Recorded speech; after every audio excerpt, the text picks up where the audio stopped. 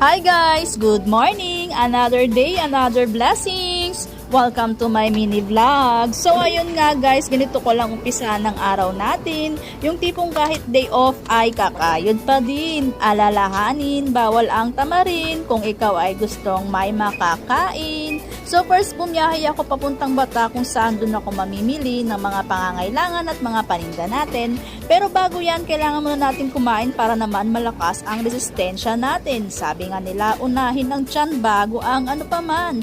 After ko nga kumain at ito nga po at nakapag-cart na ako ng mga grocery natin. At pagkatapos nga ito nga po at may tumulong magbitbit sa mga pinamili natin. Thank you po kila kuya. Shoutout po sa inyo. Ayun nga guys, tapos na ako mag-grocery ng mga paninda. At ayan, nakasamba tayo sa ng kabayan na nasakyan natin si kuya. Si kuya, interview natin si kuya, mamarketin natin si kuya. Wait lang.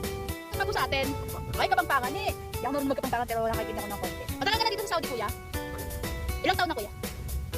Matagal na pa sa akin. 2016 na kuya. So matagal na sobrang respeto legendary na sa Saudi. Yaman natin si kuya sa Pilipinas, may 3 mansion na to.